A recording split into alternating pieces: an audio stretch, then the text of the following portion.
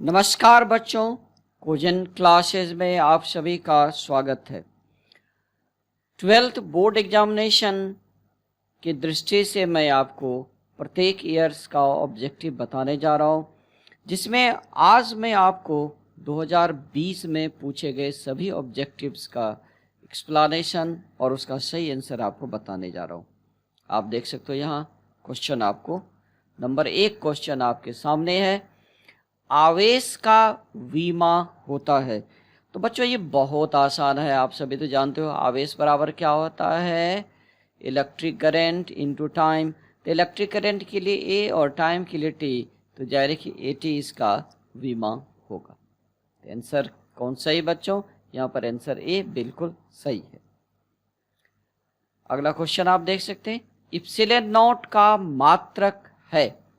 तो बच्चों epsilon not का जो एसआई मात्रक होता है वह फेराड पर मीटर होता है। तो यहाँ आप देख सकते हो कि आंसर बी जो है ये बिल्कुल करेक्ट है। यहाँ पर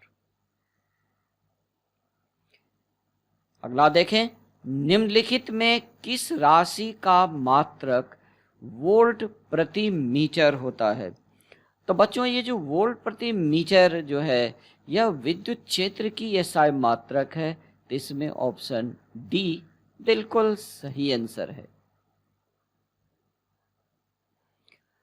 कार्बन प्रतिरोध का कलर कोड में लाल रंग का मान होता है।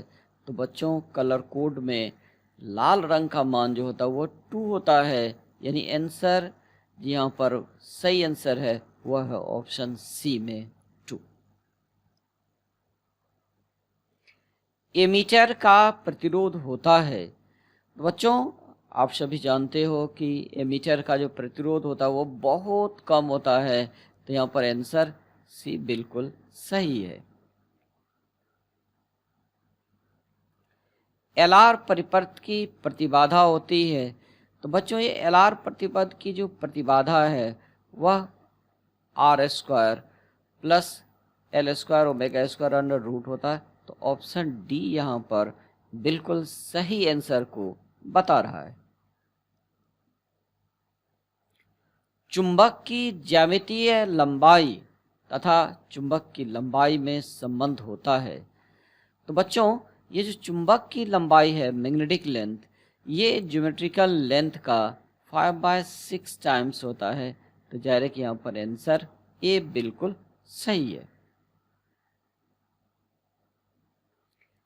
लॉरेंज बल के लिए कौन सा व्यंजक सही है। तो बच्चों ये जो लॉरेंज बल होता है ना, इसका एक्सप्रेशन क्या है, ये एज एक्सप्रेशन जो है ए में जो आपको दिया हुआ है वो बिल्कुल सही है, क्योंकि यह विद्युत बल और चुंबकीय बल का सदिश जोड़ होता है। तो विद्युत बल क्यू ई और चुंबकीय बल क्यू वी क्रॉस बी होगी।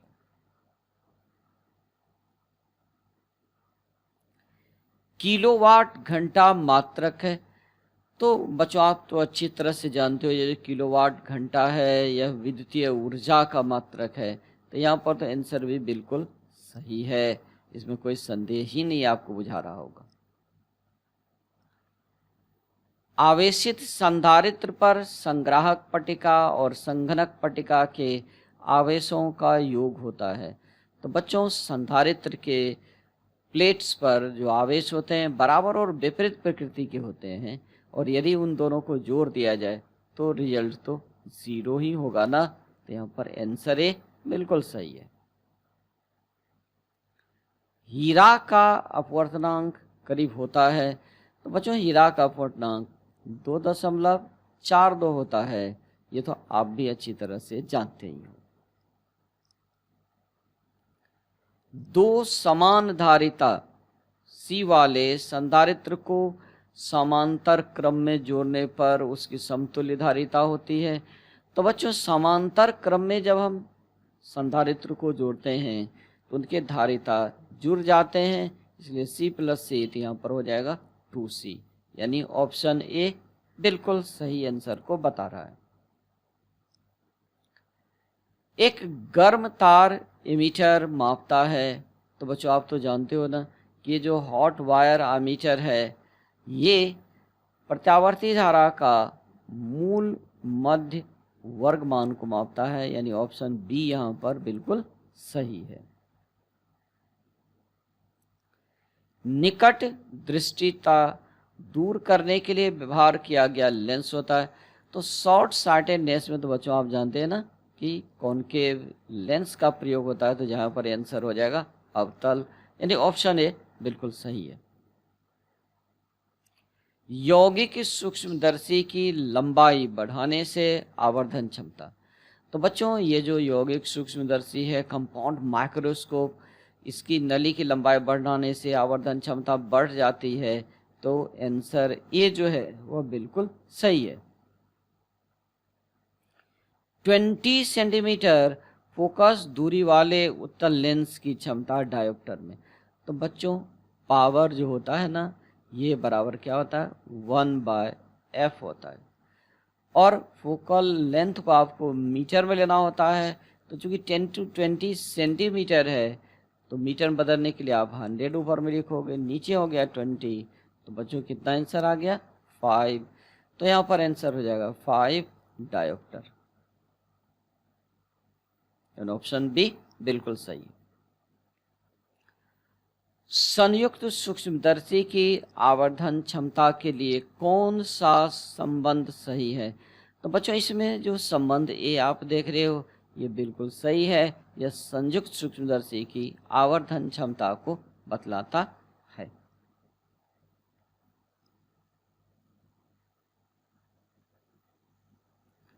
नमन कोण का मान उत्तरी ध्रुव से विषुवत रेखा की ओर जाने पर। तो बच्चों जब ध्रुव से विषुवत रेखा की ओर हम सभी जाते हैं तो नमन कोण का मान जो होता है वह घटता है। तो यहाँ पर आंसर सी सही है। गामा किरणों की तरह होता है। तो बच्चों ये गामा किरण जो होते हैं ये विद्युत चुंबकीय तरंग होते हैं, और इस 4 ऑप्शन में आप देखेंगे तो ये जो एक्सरे आप देख रहे हैं ना बच्चों, ये भी विद्युत चुंबकीय तरंग है। तो जाहिर है कि आंसर यहाँ पर डी होगा। कैथोड किरणें होती हैं। तो बच्चों कैथोड किरणें जो है वो इलेक्ट्रॉन्स की फ्लो होती है। तो जाहिर है कि आंसर ये यहाँ पर सही है। इलेक्ट्रॉन वोल्ट इकाई होती है। तो बच्चों इलेक्ट्रॉन वोल्ट तो प्रकाश ऊर्जा की इकाई है। तो जाहिर है कि यहाँ पर आंसर हो जाएगा ऊर्जा। प्रकाश का वेग महत्तम होता है। तो बच्चों ये तो आप सभी जानते हो कि निर्वात में प्रकाश का वेग सबसे अधिक होता है। प्लांक स्थिरांक की विमा है। तो बच्चों ml/2 T⁻⁻1 यानी ऑप्शन ए जो है यह प्लांक स्थिरांक की सही विमा को बतला रहा है। 1 AMU बराबर होता है। तो बच्चों 1 AMU जो होता है ये 1.6 × 10⁻⁻27 किलोग्राम होता है। यानी ऑप्शन ए सही आंसर को बता रहा है। रेडियो एक्टिव परमाणु के लिए कौन सा संबंध सही है? तो बच्चों रेडियो एक्टिव परमाणु के लिए अर्ध आयु जो होता है ना वह 0.6931 गुना औसत आयु होता है। तो ऑप्शन डी सही आंसर को बतला रहा है। दशमिक संख्या 25 का द्विआधारी होगा। तो बच्चों इसे मैं आपको निकालना सिखा देता हूँ, क्योंकि हो सकता है एग्जामिनेशन में आपको इसके अलावा 25 नहीं दे करके मान लें कि आपको कोई और वैल्यू दे देता है, तो आप कैसे निकालोगे? बहुत ही आराम से निकलता है बच्चों। ये देखिए आप 25 को निकालना है इसका द्विआधारी। आप क्या करो, इसे डिवाइड करता चले जाओ। जैसे आप 2 से डिवाइड करोगे ये 12 टाइम्स लगता है, और यहाँ पर जो शेष बचता है बच्चों यह बच जाता है यहाँ पर 1। और फिर आप दोबारा 2 से डिवाइड करो, ये 2 से डिवाइड आप करते हो, इस बार 6 टाइम्स लगता है, शेष बच जाता है 0। फिर आप 2 से डिवाइड करो बच्चों, यहाँ आप अगर फिर 2 से डिवाइड करोगे तो फिर ये 3 टाइम्स लगता है बच्चों, लेकिन शेष बचता है 0। फिर आप दोबारा 2 से डिवाइड करो, इस बार 1 टाइम्स लगता है और शेष भी 1 बच जाता है। तो बच्चों यहाँ पर जो शेष बच रहा है इसको नीचे से ऊपर के क्रम में आप लिख दोगे तो आपका सही आंसर आ जाएगा। तो नीचे से ऊपर के क्रम में आप जाते हो तो आपको क्या मिल रहा है 1 1 तो जाहिर है अब आपको तो दिख रहा है ना कौन ऑप्शन सही है, यानी यहाँ पर जो ऑप्शन सी है ये बिल्कुल सही आंसर को बता रहा है। तो मैं यहाँ पर इसको बना दिया हूँ बच्चों, इसलिए कि 25 नहीं, अगर दूसरा भी कोई संख्या होगा तो आप उसका द्विआधारी मान आराम से निकाल पाओगे।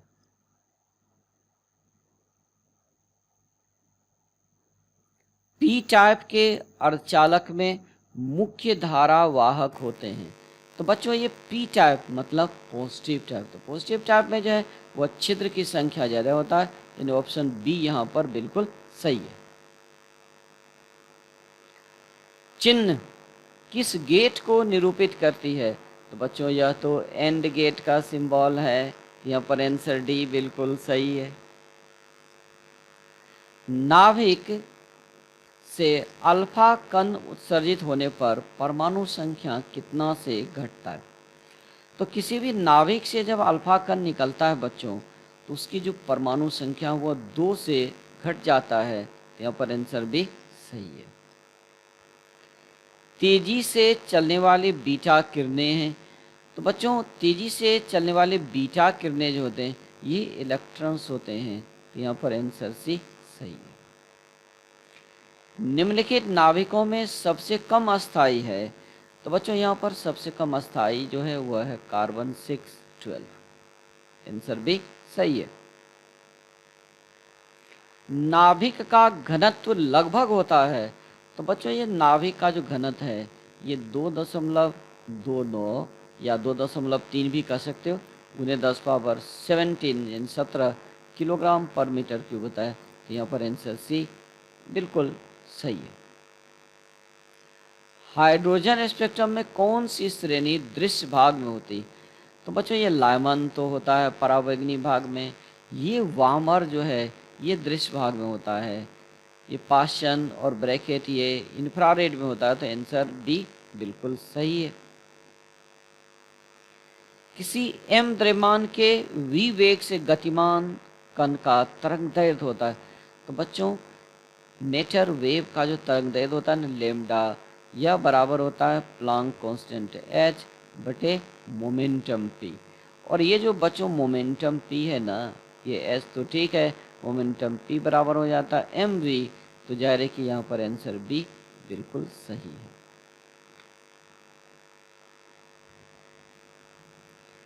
व्यतिकरण फ्रिंज की चौड़ाई होता है। तो बच्चों ये तो डायरेक्ट क्वेश्चन है, इन व्यतिकरण फ्रिंज की जो चौड़ाई होता है वह ऑप्शन ए में बिल्कुल सही बता रहा है, क्योंकि capital D lambda by small D होता है।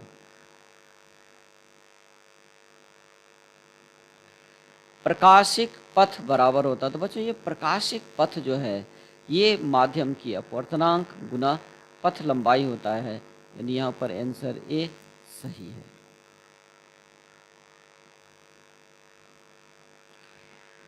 विद्युतीय चुंबकीय तरंगों की प्रकृति होती है, यानी विद्युत चुंबकीय तरंगों की प्रकृति होती है। तो विद्युत चुंबकीय तरंग की जो प्रकृति बच्चों वह अनुप्रस्थ होता है, ये हम सभी जानते हैं, तो आंसर ये यहाँ पर बिल्कुल सही है। निम्नलिखित में कौन विद्युत चुंबकीय तरंग नहीं है? तो बच्चों ध्वनि तरंग जो है यह विद्युत चुंबकीय तरंग नहीं है, आंसर सी बिल्कुल सही है। लोहा होता है। बच्चों ये तो सभी जानते हैं, लोहा जो है लौह चुंबकीय पदार्थ होता है, यहाँ पर आंसर सी बिल्कुल सही है। अपचाई ट्रांसफार्मर में कौन सी राशि घटती है? अपचाई का मतलब होता है step down. Step down transformer बच्चों क्या घटता है? वोल्टेज घटता है, आंसर बी यहाँ पर बिल्कुल सही है। यदि डेल्टा किसी जगह का नमन कोण हो तो 10 डेल्टा का व्यंजक होगा। तो बच्चों 10 डेल्टा का मान क्या होता है? वो होता है BV बाय BS, तो यहाँ पर आंसर ए सही है। और लास्ट क्वेश्चन जो पूछा गया था 2020 में वह है 1 वोल्ट बराबर होता है। तो बच्चों वोल्ट जो है ये विद्युत विभव की मात्रक है, और विद्युत विभव बराबर क्या होता है? वर्क बटे चार्ज। तो बच्चों वर्क की जो एसआई यूनिट है वो होता है जूल, चार्ज की एसआई यूनिट होता है कूलाम, तो जूल पर कूलाम। यहाँ पर आंसर बी बिल्कुल सही आंसर को बता रहा, एकदम सही आंसर यहाँ पर है बी जो है ये बिल्कुल सही आंसर को बता रहा। तो बच्चों ये था 2020 का क्वेश्चन। 2020 में जो ऑब्जेक्टिव पूछे गए थे उसका एक्सप्लेनेशन, उसका सही आंसर मैंने आपको बता दिया है। और अगले वीडियो में मैं आपको 2019 के सभी ऑब्जेक्टिव्स का सही आंसर आपको बताने जा रहा हूँ। तो आप ज़रूर देखते रहेंगे ऑब्जेक्टिव सीरीज़ का जो आपको वीडियो मिल रहा है उसे ज़रूर देखेंगे।